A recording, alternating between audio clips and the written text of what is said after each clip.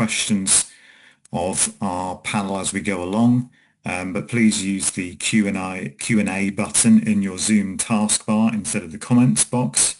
This just means that we can answer your question as we go along.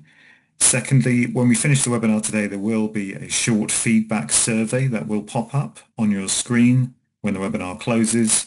We would encourage you to fill that out if you have 30 seconds, just to let us know what you thought of the webinar, what you'd like to see in future sessions, and what you'd like to see more of or less of. It really helps us frame these sessions and make them as useful as they can be for you.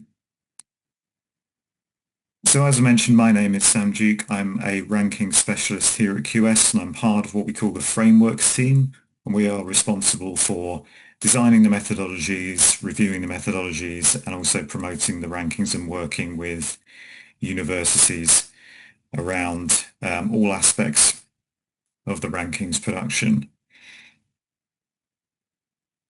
So we wanted to start today, as we always do on these sessions, by just reminding everyone of the QS mission statement, which you can see on the screen.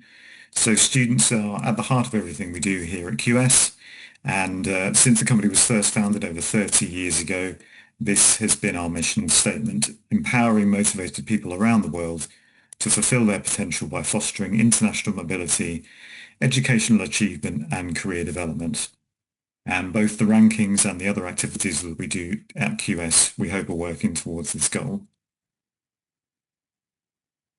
So next, we just wanted to remind everyone that we are the most trusted brand in higher education. So students, institutions, governments, and employers use our rankings to analyze and compare the performance of universities globally.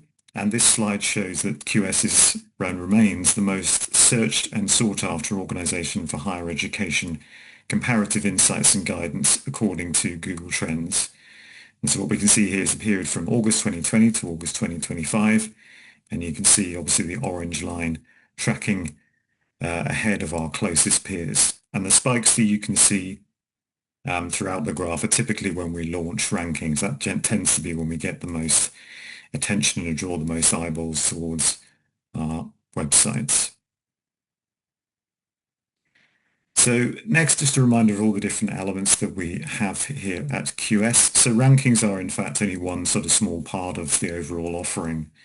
And what you can see on this screen is just sort of like a summary of the different activities that we do. So we work with governments, employers, students, and obviously universities and business schools themselves, working with them on strategy around a variety of different topics, everything from reputation and global engagement through to student recruitment, all the way around to sustainability. So next, just some dates and actions related to the Asia Regional Ranking itself. So first of all, just a brief introduction. So the Asia Region Rankings allows institutions and students to make direct comparison within their region. So the difference between this and the World Ranking is it's obviously looking at one region. It also has a different indicator makeup, which means that we can bring out the individual characteristics of the region more easily. And it means that there's more institutions from the region can be ranked in this ranking as opposed to the World Ranking. So it's just like a narrower focus for our rankings. So we cover 25 locations across Eastern, Southern, Southeastern, and Central Asia. We point out the sub-region specifically because there is, if you are familiar with the UN Geo scheme, there is also Western Asia, which covers largely sort of the Middle East. And that is not included in this ranking. We do have, for certain nations in the Middle East, the Arab region ranking, which covers that area. The ranking has been running since 2009, and 2026 is the largest iteration of the ranking to date, as we will see in the upcoming slides. So here are the key dates for your diary. So the fact file 1 went out on the 15th of October, and hopefully everyone received that. If you haven't received your fact file yet, please get in touch with us, or alternatively, you can log into the MyQS site and get it directly from there. I will be talking a bit more about MyQS later on, if you're not familiar with it. The external webinar, we're obviously on that session now. 3rd of November, the second fact file will come out, and on the 4th of November is the publication date. Just a quick word on the fact file if you are unfamiliar with them or you haven't seen them before. It is basically a summary of your institution's ranking performance. So we typically send these out for all ranking releases, and it just allows you to do see a preview and do a final review of the data that's been used in the ranking. We've also got on the screen some images of the rosettes and certificates that are available. These again are available in my QS and are also downloadable from the website using certain links. And they just allow you to shout about your ranking performance and promote it across social media and other platforms. The certificates can be used for digital use, or they can be printed out and used as physical copies in and around your campus buildings. So next, a quick word about the contributor status. So this is something new for this year that we're introducing into the regional rankings. And it is basically an attempt to recognize institutions who are contributing data to the rankings process, are fully involved with QS from that side of things, but are not yet in the rankings themselves. So what this does is basically it allows students to see more institutions on our website and across our platforms, and enhances visibility for those institutions, and is also sort of recognition of the time and the data that those institutions are providing to the rankings. And in some ways, it can be seen as like a stepping stone to the rankings themselves. Obviously, if you're involved in the process and submitting data and your performance is improving, then the hope would be that you can move from the contributor status into the ranking proper. So next, we'll just do a very quick run through of our rankings for those who are not familiar. So we have on the one side of our operations, we have the World University Rankings, and these are basically split into 5 different projects. So we have the World University Rankings itself, which is the most comprehensive global ranking, shining a light on the best institutions around the world. We then have the subject rankings, which obviously look at specific subject areas. The subject rankings are divided into what we call subject areas. We're not necessarily ranking individual programs, but broader academic disciplines. We then have the regional rankings, of which Asia is one. So we have Asia, we have Europe, we have Latin America and the Caribbean, we have the Arab region, and we will soon have Sub-Saharan Africa as well coming next year. And the regional rankings, as mentioned before, have a unique set of indicators and unique weightings which allow us to focus on the individual characteristics in certain regions and also showcase more institutions from those regions than would be seen in the World University Rankings.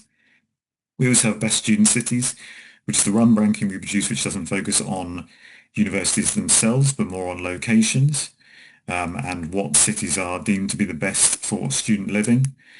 And then we have our sustainability rankings, which will be coming out next month.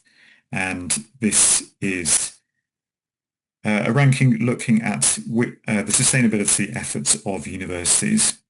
And there'll be more details of that in upcoming webinars. So this is the calendar. So the way that our ranking cycle works is we typically kick it off in June with the World University Rankings, and then all of the other rankings follow round throughout the year until we get to the subject rankings in March, which sort of signifies the end of the ranking cycle. In terms of numbers and years, we're always 1 year, we're typically 1 year ahead. So for example, this is the Asia Ranking 2026. And the next World University Rankings, which should be coming out in June 2026, will be World University Rankings 2027. So the numbers can be slightly confusing, but it's always sort of one step ahead. And this is based on the fact that the cycle straddles more than 1 year. So next we have the Graduate Management Education Rankings. So this is the other side of what we do here, which typically focuses more on business schools. So this looks typically at MBA programs. So we have, again, 5 different projects here. Global MBA, which is the ranking of the best business schools to study at across the globe, with programs that typically combine business skills with cultural studies and soft skills. We then have the Executive MBA ranking, which looks at programs designed for students who are already pursuing a business career and want to combine full-time work with education. We have the online MBA rankings, which highlight the best online distant learning MBA programs that students can take across the globe. We have the Business Masters, which look at the best MBA courses for different specific areas, including business analytics, finance, management, marketing, and supply chain management. And finally, we have the international trade rankings, which have only recently been released. And this looks at institutions who are providing best-in-class master's levels education, specifically in international trade. So we're talking everything really around international business logistics. And here is the calendar for the MBA rankings. So in a similar way, it works on a cycle, goes throughout the year, starting with global MBA and then finishing with executive MBA. So in the next section, we're going to talk about some market trends and policy updates from across the Asia region before we dive into the preview of the rankings results themselves. So it's important to note for this next section that this is designed to provide context to the rankings results. So we're just providing a very high-level overview of recent market trends and policy decisions that affect the region. But what we should state very clearly is this is not an official QS position or statement, and we're not taking a specific stand on political matters, really just providing the headlines of what we see going on in the region, which has an effect on higher education. So we're going to start out by talking about Central Asia.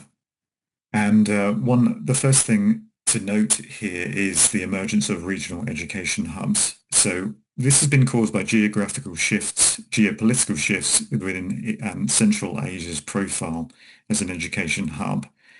And there's certain locations which are sort of emerging as hub countries for international students. So Kazakhstan, as an example, is now viewed as an alternative, particularly to Russian institutions.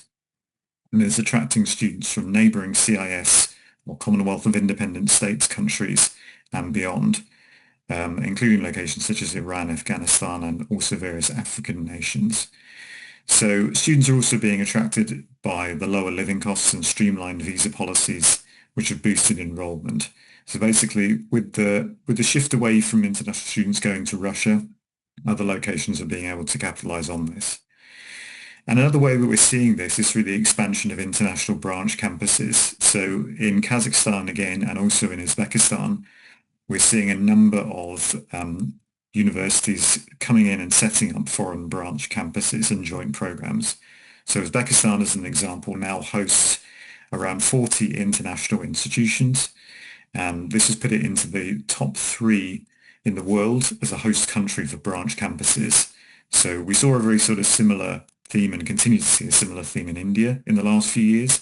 And now Uzbekistan is emerging onto the stage in that regard as well. And supporting all of this, we also are seeing government incentives in these countries which are driving this growth. So local governments are encouraging expansion with attractive offers to international universities. In Kazakhstan, for example, income universities receive tax exemptions and subsidized infrastructure, while in Uzbekistan, the higher education sector has been liberalized more generally, and this is facilitating access to expansion. Officials are also treating academic partners as strategic investors, which is aiming to accelerate technology transfer and workforce development in priority sectors. And that shift in philosophy is very important in terms of how universities are viewed in the wider economic system. So we've moved on to Southern Asia. So what we're seeing here really is a shift in international student flows. So South Asia is a major and growing source of international students. The region's share of outbound students is projected to rise towards 15% to 20% of the global total by 2030. And recent policy shifts in traditional destinations have also led many South Asian students to seek new options, so not necessarily just going to places like the UK and the US as they might have done in the past. So countries like Ireland, Finland, Germany, and New Zealand have all capitalized on this and are offering now easier visa routes and scholarship incentives for outbound students. What we're also seeing is new emerging source markets, including Nepal and Bangladesh. So these are locations that are sending more students out as international students to other locations. So Nepal has one of the highest ratios of students abroad, so nearly 19% of college-age students are studying abroad, based on the recent statistics. And in Bangladesh, over 50,000 students studied overseas in 2023. And international universities are increasingly seeking partnerships there. So, for example, we're seeing the University of East Anglia discussing branch campuses and dual programs with Bangladeshi institutions. Finally, in India, we're also seeing its further transformation into an education hub. So it's long been the largest exporter of students in the world, but is now reforming to become a preferred host of students as well. So the 2020 National Education Policy encourages foreign campuses, joint degrees and global research collaboration, as was mentioned previously. And initiatives like Study in India scholarships and expansions in higher education infrastructure are aiming to draw in more international students. So India trying to get away from being purely just an exporter of international students to actually attracting more international students to its universities. Moving on to Southeast Asia. So what we're seeing here is a lot of more sort of collaboration and mobility initiatives between different countries. So the various governments are investing in universities and vocational training and promoting their countries as study destinations, but also the different member states are also actively enhancing cross-border education collaboration through regional cooperations, including credit transfer and regional research partnerships to leverage shared resources. So the 2025 ASEAN Universities Forum in Kuala Lumpur highlighted some of these partnerships and also launched programs like the Global Exchange for Mobility and Scholarships. As mentioned, there's been coordinated initiatives on credit recognition and joint degree programs, and this aims to raise the region's global profile, reflecting a collective strategy to ensure that Southeast Asian institutions thrive together rather than in isolation. So when we look at Malaysia specifically, so Malaysia is leveraging its English-friendly multicultural environment to attract more international students, and living and tuition costs that are significantly lower than in a lot of typical Western destinations. Malaysia has also eased its post-study work visas for 23 key nations, as a result of this, applications from China specifically and also neighboring countries have increased significantly. Finally, in Vietnam, we're seeing ambitious higher education reforms. So the government plans to develop a 3 to 5 elite research universities group by 2027 and to upgrade 15 to 20 public universities into internationally competitive universities by 2030.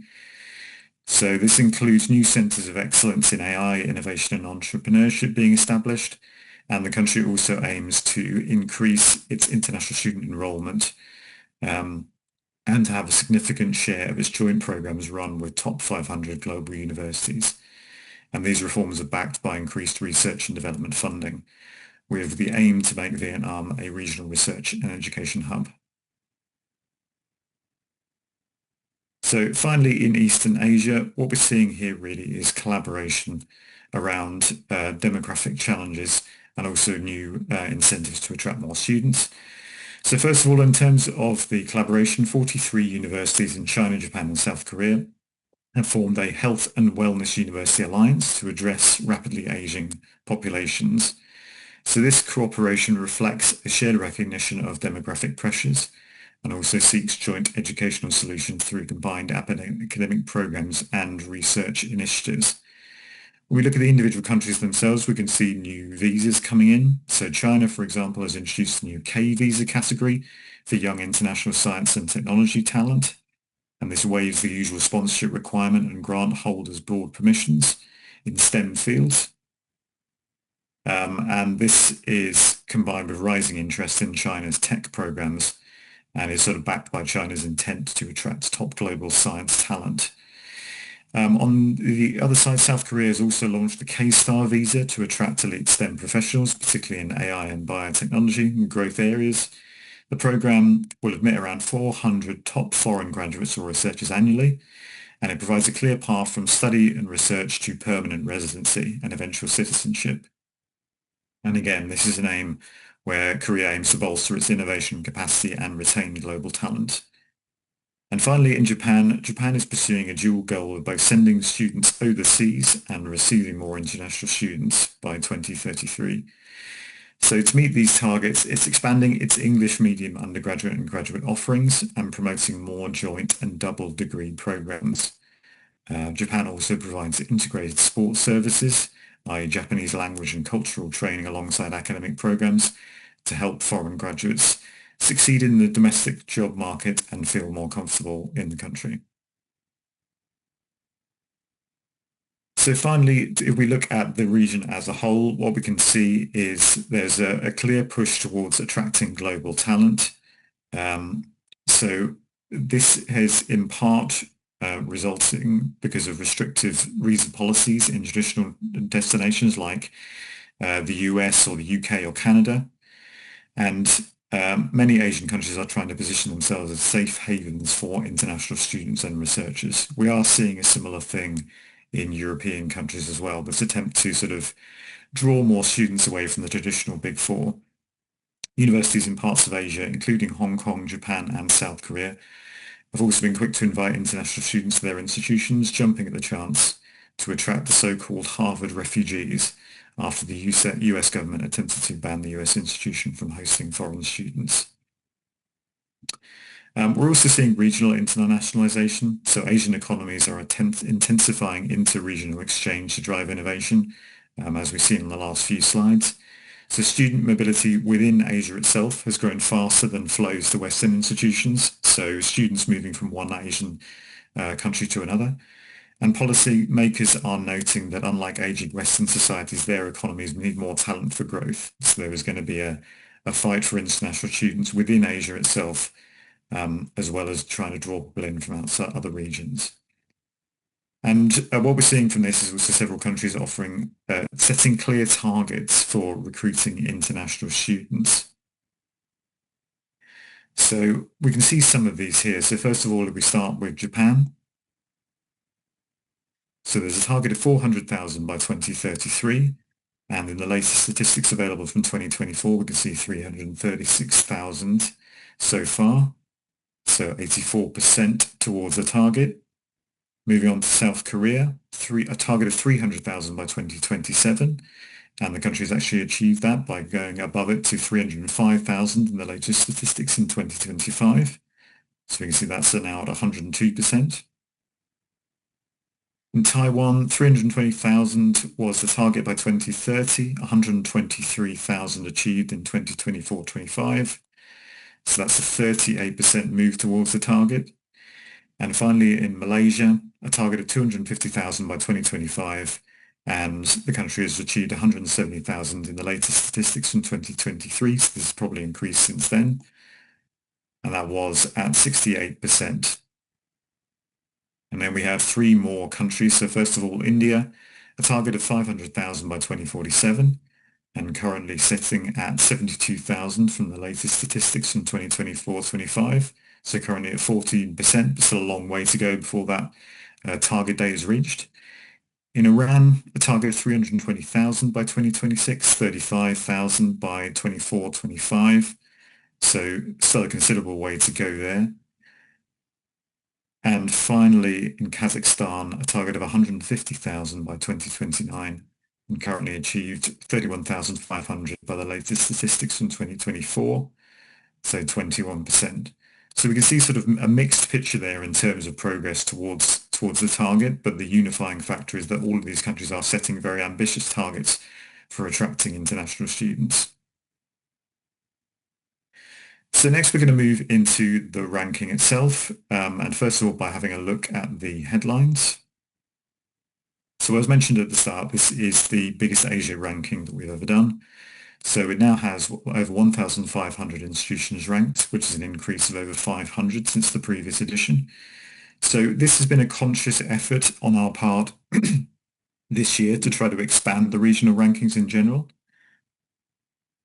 And this is through our belief that we want to shine a wider spotlight on institutions in the region, which is really what the regional rankings are designed to do. They should have more institutions and have a much broader scope than the World University Ranking. So we have taken a conscious decision to do a fairly rapid expansion this year.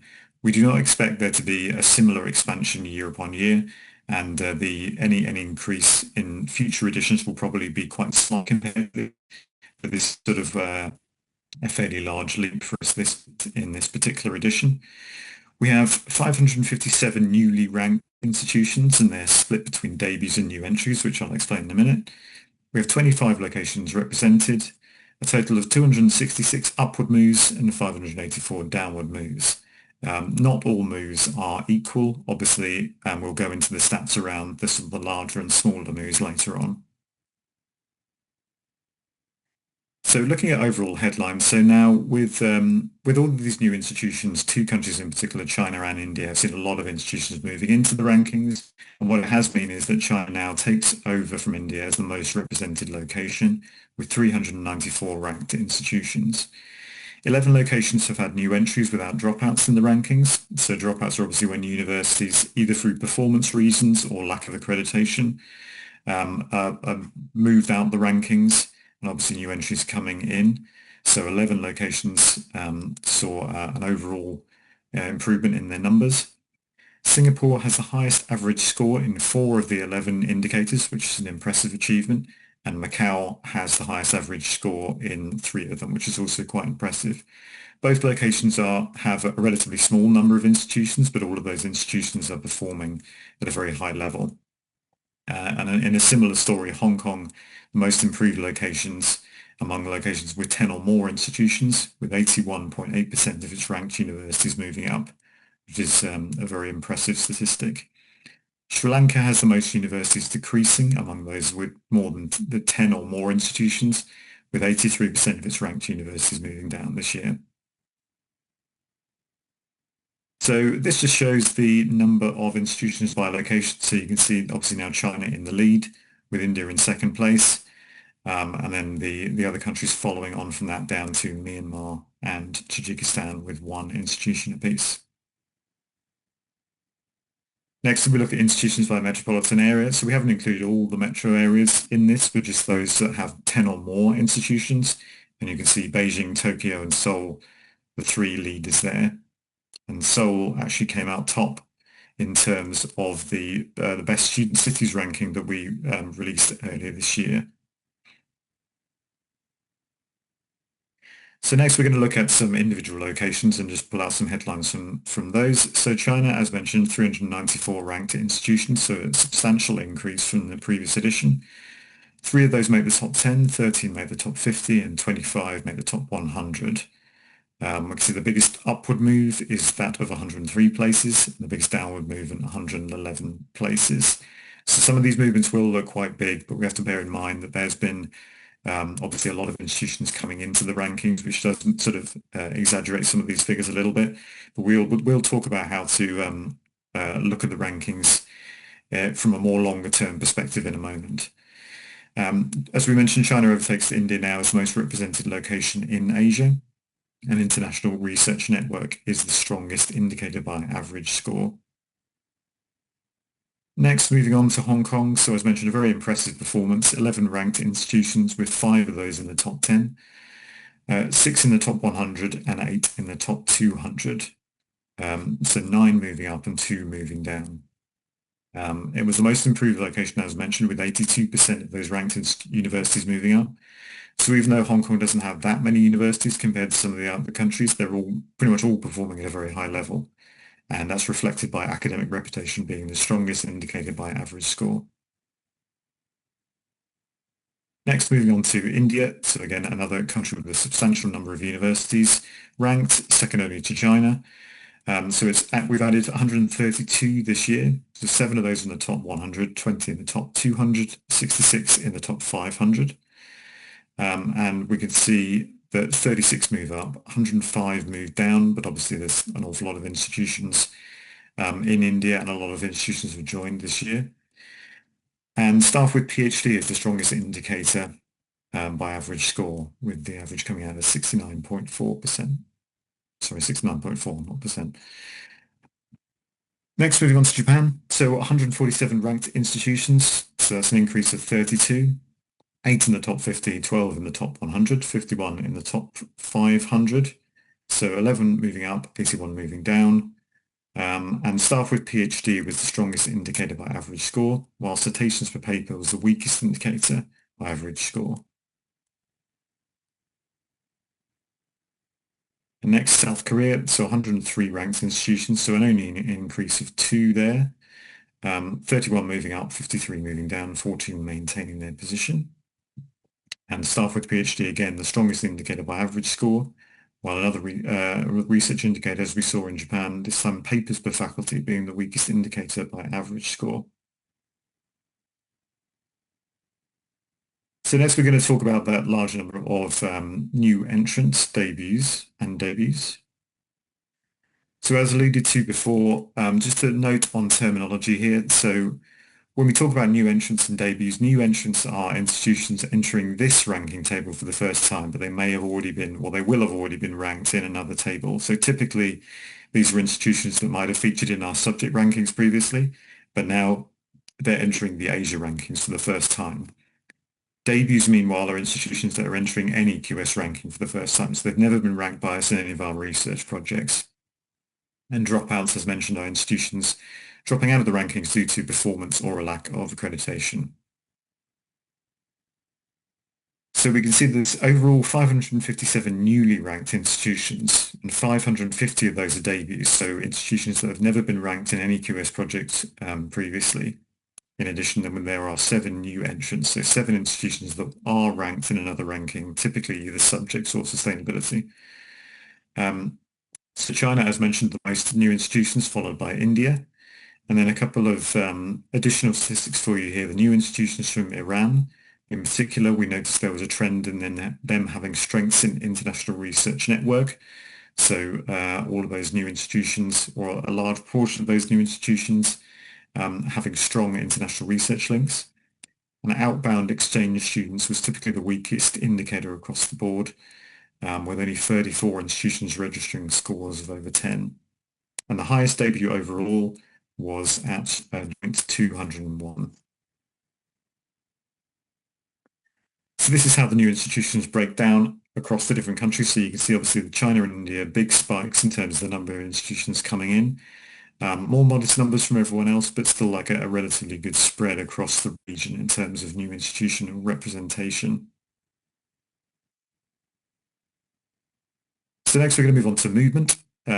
So here we wanted to just highlight the 3 different measurements that you can use to look at the ranking. So this is basically different ways of looking at the data and telling different stories. So we have score, rank, and percentile. So score is particularly useful for detailed analysis of distinct two institutions. It's a more accurate measure if you want to compare yourself to another institution and see what the distance is. The downside to that is it can be difficult to compare over time, particularly when rankings expand. And also the same score can produce slightly different ranks in different years. So doing year-on-year comparison of your own performance using score can be a little bit tricky. In those situations, sometimes rank is the best option. So it's easy to understand that it's much easier to compare year to year.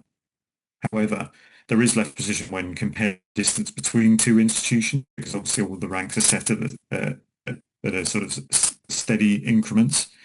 So it can be difficult to tell necessarily the distance between 2 institutions, which is where you would fall back on score.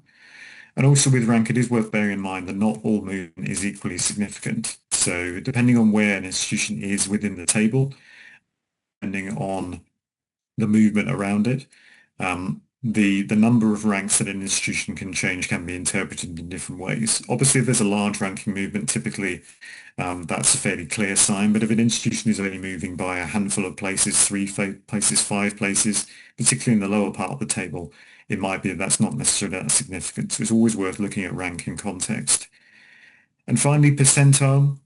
So this is something which anyone who's used the new Holon IQ platform by QS, which we'll be talking about a bit later on, will be familiar with this.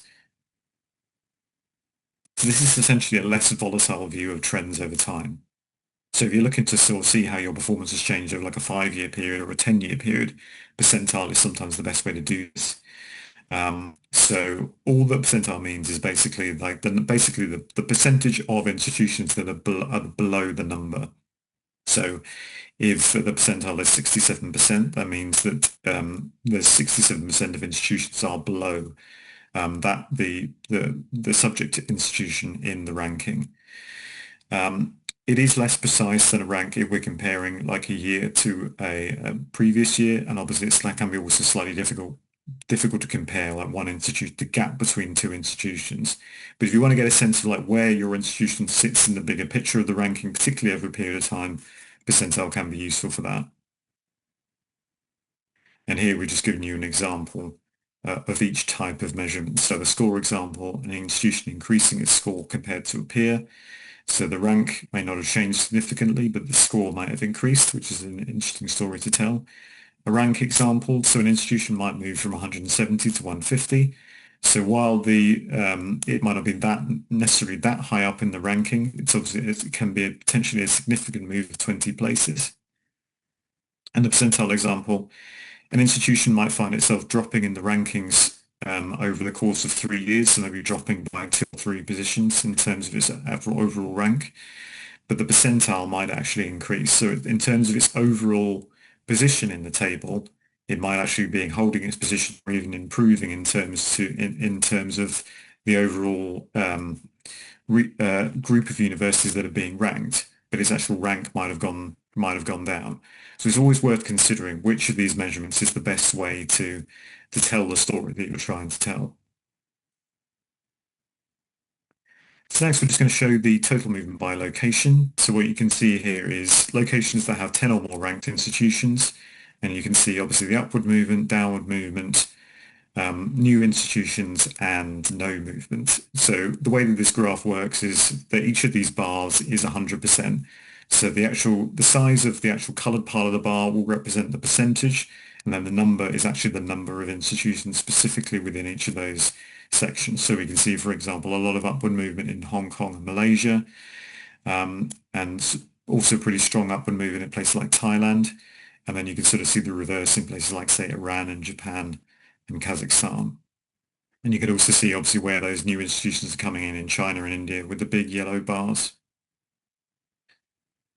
So next we have a slightly more nuanced version of that same graph. So again, only looking at locations with 10 or more institutions. And in this one, we've basically broken it down into movements of 10 or more places and less than 10 places, just to give a bit more of a sense of where there's been big or small movement. So if we look at, say, Thailand, for example, of the upward movement, there's obviously a large percentage of upward movement overall, but there's a much larger percentage of smaller upward movement, i.e. movements of less than 10 places than there is of 10 or more places. Whereas if we look at some of the other countries like, for example, Malaysia, there's a bit more of a balance, where in fact there's more institutions moving up by 10 or more places, so more larger, potentially more significant moves.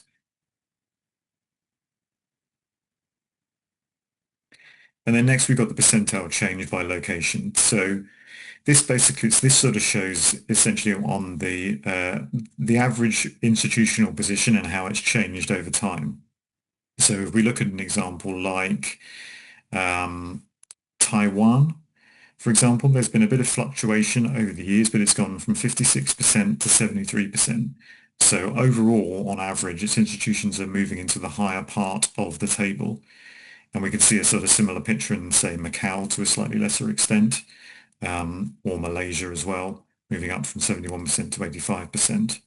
So this just gives a bit more of a sort of a zoomed out perspective of the country's performance over a longer period of time.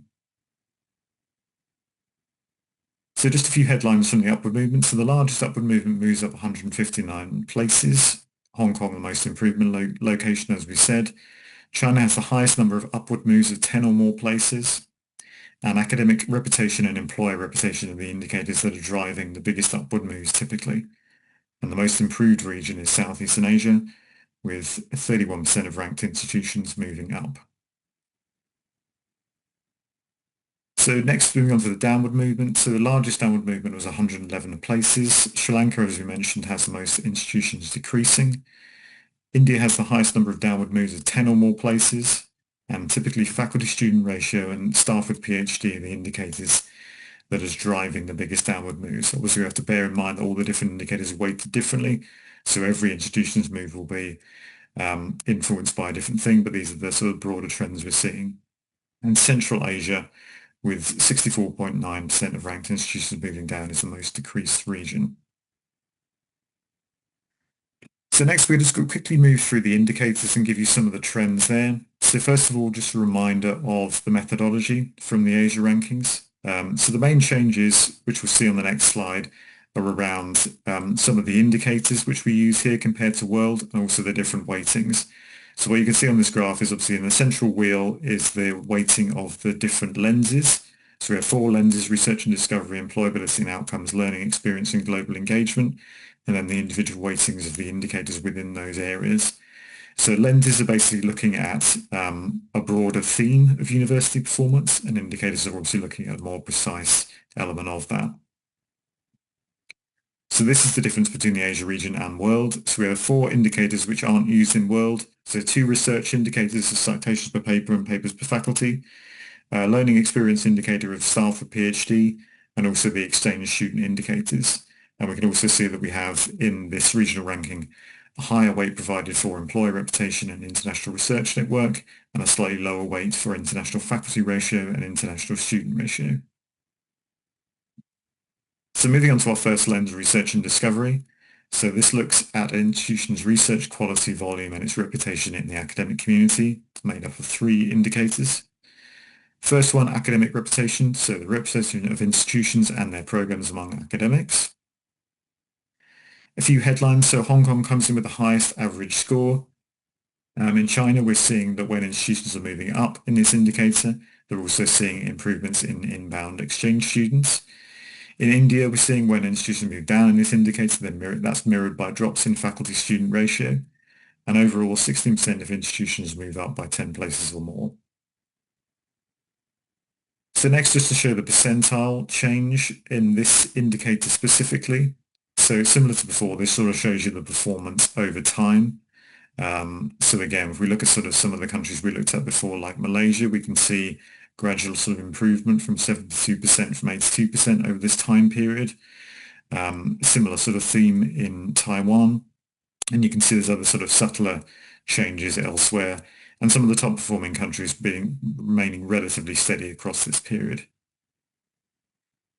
So moving on to citations per paper, so this looks at the impact and quality of scientific work being done by institutions on average per publication, and it's a sister indicator to papers per faculty, which we'll come to in a minute.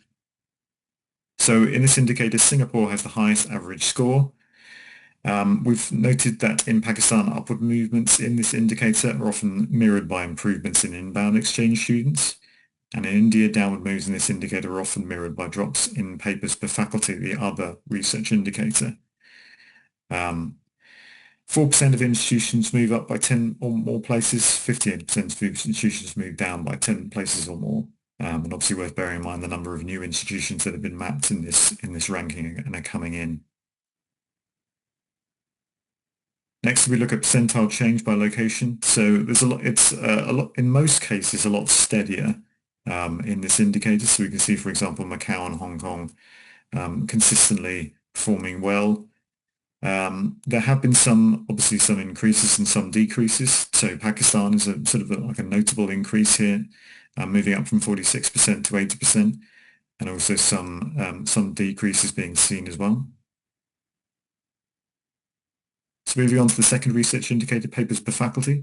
So this really just looks at the volume of research rather than necessarily the impact that it's having. So it's the sister indicator of citations per paper. Here we can see that Macau has the highest average score. And you can see a few other headlines here, including India, upward moves in papers per faculty often mirrored by improvements in inbound exchange students, and in Taiwan, downward moves mirrored by drops in citations per paper, the other research indicator. So it's an interesting sort of stat that in Taiwan, where an institution is dropping in terms of the impact of research, it's also dropping in terms of the volume of its research. And again, the percentile change. So a bit more fluctuation here, but still a lot of certain countries improving and certain countries remaining fairly consistent in terms of their overall average placing. So moving on to employability outcomes. So this really looks at how well an institution is preparing its graduates for employment and the links that it has to industry and its reputation outside of academia.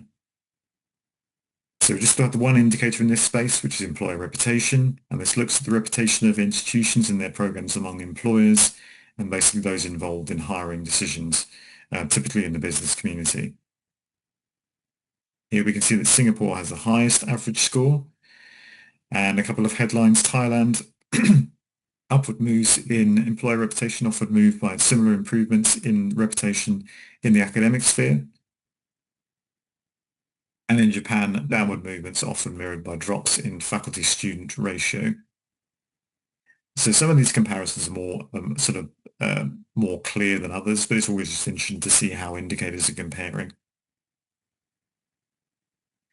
So next, just again show you the percentile change by location. So again, relatively stable in a lot of countries, but there's some notable upticks and downticks across this period. So next we move on to learning experience. So in this lens, we're really looking at the learning environment provided by institutions to their students, and we have two indicators: faculty-student ratio, staff with PhD. So faculty-student ratio, a measure of the number of academic staff that an institution has to teach its students. So how many faculty staff are there compared to students?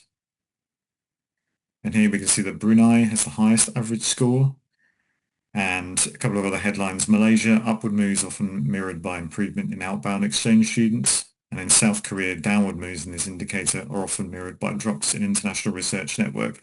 That one probably the more pertinent headline, showing that potentially by losing faculty numbers, some Korean institutions are also seeing that their international research links are being hampered by that. And then the percentile change by location. So you can see in certain countries like Brunei and Singapore, very consistent in terms of the percentage of institutions who are in the top part of the ranking. So staff with PhD, this looks at the ratio of faculty staff with PhD to overall faculty. And again, we see Brunei has the highest average score, and India has seeing that when we see upward moves in this indicator by Indian institutions, they're also seeing improvements in outbound exchange students.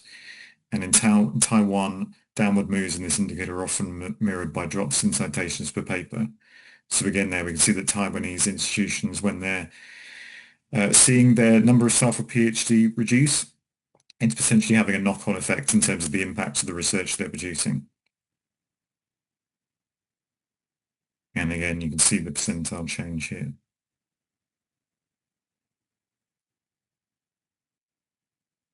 Okay, so we're going to have to move a little bit quickly through global engagement just to make sure that we can cover everything in the time remaining. So global engagement lens looks at the overall internationalization of higher education institutions by looking at the proportion of international faculty and students, the research links that that an institution has with other institutions, and also its exchange student ratios. So international faculty ratio, so the general ratio of international faculty staff to overall staff. Singapore and Macau, the highest average score. Obviously, some of these are based on the fact that some of these countries obviously have a small number of high-performing institutions, so it does sort of explain these scores a bit more. And you can see a couple of headlines there from Indonesia. We're seeing improvements. So the more international faculty that come into Indonesian institutions, there seems to be an uptick in academic reputation. And in South Korea, again, when there's been a downward trend in terms of the international faculty ratio, it also has an impact on research. And then the percentile change by location. International research networks, so the measure of an institution's success in creating and sustaining research partnerships. So Nepal actually has the highest average score here. And we're seeing that in Malaysia, upward moves are mirrored by upward moves in academic reputation, which you would expect. And in Taiwan, downward moves in this indicator are also mirrored by drops in citations per paper. And that all makes sense. If your international research network is seeing a downward trend, that is likely to be reflected also in your research output. And again, the percentile change by location, so a bit more volatility in this one, and probably some surprising numbers, particularly for the likes of, say, Japan and maybe Indonesia. We will share all of these slides obviously after the webinar, so I realise I'm moving through things quite quickly, but you can dig into the details when we send the pack around. So international student ratio, this looks at the ratio of international students to overall students at an institution. Macau has the highest average score here. In Kazakhstan, we're seeing upward moves mirrored by improvement in outbound exchange students, and in Japan, downward moves often mirrored by drops in faculty-student ratio. And again, the percentile change by location. So actually a bit more stability here than we see on the last couple of indicators. And particularly in sort of the locations like Macau and Hong Kong, which traditionally have like a high proportion of international students, they're sort of maintaining their positions really over the course of this period. So exchange students, we have two indicators, inbound and outbound, and it just shows which institutions are receiving and sending exchange students. So inbound, Singapore has the highest average score. And you can see here the percentile shifts. And in outbound, Singapore again has the highest average score. And again, the percentile shifts. So the final piece of analysis we want to show you before we wrap up is it's something we call institution personas. If you've attended one of these webinars before, you might be familiar with this. These are basically institutions that have a similar quality in their indicator performance distribution. So they might be in different parts of the ranking table, but they're showing similar patterns in terms of their indicator scores. So one grouping of these is high-low personas. So these are institutions that have a high score in one indicator, but a low score in another indicator. And so the interesting thing is like, well, what does that tell us about their performance? So here you can see in the big numbers in the center of the circles are the number of institutions that fit into these categories. And then you can see which of the two indicators we're comparing. So in this first one, academic reputation and citations per paper. So 60 institutions in the rankings are in the top 20% of scores for academic reputation, but in the bottom 20% of scores for citations per paper. So they have very strong academic reputation, but this is not necessarily being reflected in their current research output. And these institutions might be from right across the ranking. So instantly you've got an interesting comparison there. And obviously you can see the other indicators that we've got that we've pulled out the numbers for. So typically the numbers are normally quite small, but that actually makes it more interesting because it's actually like a small group where we're seeing these trends happen. And then we've just pulled out some of the headlines for you here related to those indicator comparisons. So for example, 30% of institutions in Indonesia fitting into that first category of high score and academic reputation. So well respected in academia, but not necessarily producing the research to back that up compared to their peers. Movement personas, these are basically personas where institutions are going in opposite direction in terms of their indicator deltas. And here you can see some of the numbers. So for example, 23 institutions have a difference in movement in terms of they're going up in academic reputation but down in employer reputation. And you can see all the other comparisons here. And here we're looking specifically at the top 20% of moves. So not based on a strict number of the number of ranking places moved. And you can see some of the stats here.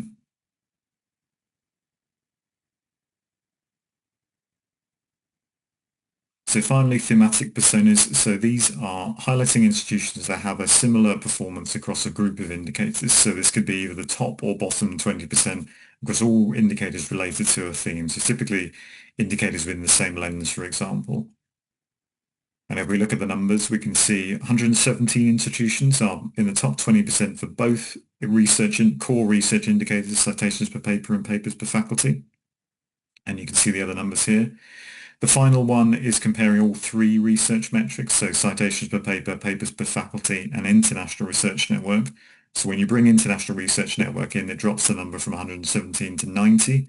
So 90 institutions performing in the top 20% across all three of those indicators.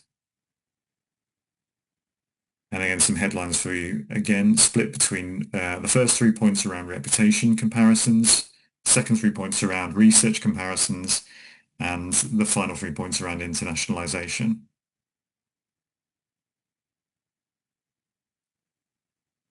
Okay, so that is the end of the analysis part of today's presentation. We're now just going to very quickly run through a few extra bits and pieces. So first of all, MyQS mentioned at the start of the presentation. So this is a new platform, or relatively new platform, which allows you to go in and view your institution's performance. But you can also get access to ranking assets, so things like fact files, badges, and certificates. It's an easier way of getting access to that stuff other than waiting for the emails to come through. And you can manage the people within your team who have access to the platform. So just a couple of screenshots to give you a sense of what is included in there. MyQS is a free platform, so if you are from an institution, you can sign up for free. There's no fees or anything like that. And it's a really good way of like checking in on your performance and also just getting easy access to all the assets without having to email a member of our team. And so you can see here what the asset library looks like. So if you haven't yet signed up, please use the QR code or the URL. Obviously, as mentioned, we'll be sending around the slides so you can get access to this. And we would encourage you to sign up to this. We will be, in the next cycle, actually discontinuing sending out fact files by email. So it's a really strong incentive to actually get signed up now before that endpoint comes in so you don't miss out on anything. So finally, just a few ways of staying connected with us. So ranking launches we do throughout the year, as we saw in the calendar earlier. For each of those ranking launches, we do a preview webinar like this. We also do preview webinars around data submissions and other sort of aspects of ranking performance. And you can get access to all the recordings if you miss them on our website. And follow us on LinkedIn where you can if you want to get sort of weekly insights into the rankings from either myself, my colleague Wesley, who's very much our sort of policy guy. So if you found all the stuff interesting around market policy and trends earlier, that's very much his area. So follow him on LinkedIn if you want to get more of that. And obviously QS, the account, and also the QS Top Universities account for our general announcements around the rankings. HolonIQ, I'm going to have to run through this very quickly. So this is a very exciting new platform that we have for not just rankings data, but all types of data related to higher education institutions and student flows. I haven't really got the time to do it justice, but this really is a phenomenal game-changing platform that really takes analytics in this area into a whole new space. If you're interested in this, I would encourage you to go back and view the recordings of the sort of the preview webinars that are available on qs.com, and that'll give you a lot more data about the power of this new tool and how to access it and what sort of data you can see. Particularly if you're interested in the percentile stuff, this is the place to go for that.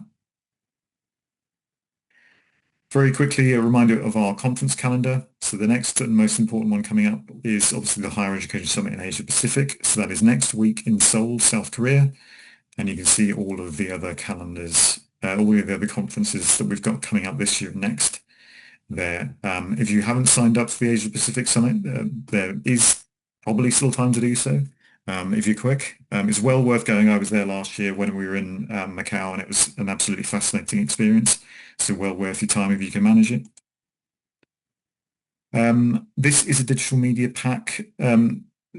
So this basically, if you want to know more about how to sort of promote your rankings to the wider audience and market, then this is a really good thing to download, and it gives you lots of sort of useful sort of assets and information about how to do that. A reminder of QS Insights magazine, which is a constantly fascinating source of higher education news and interviews and thought leadership. The easiest way to sign up for it, you can go to our website, but you can also follow it on LinkedIn, and we often sort of repost news and stories from it there. Well worth the time. And that is the end of today's presentation. So you can see on the screen here that the key details of the people within the rankings team. So the head of frameworks, Florence Webb, myself, and also Wesley, and also the contacts from our PR team. So if you have any questions that arose from this webinar or any general questions, you can contact us or email rankings@qs.com. We will be sending the slides around to everyone who attends this webinar, so you will be able to look through the stuff that we've discussed in more detail, as we do move things quite fast. And that's pretty much the end of the presentation. So just remains for me to say thank you very much for everyone who attended today. Hopefully we answered all of your questions. If we didn't, we'll try to take them offline and answer them afterwards. Hopefully you found that useful, and we look forward to the rankings release next week. So I hope you enjoy the rest of your day, and thank you for attending.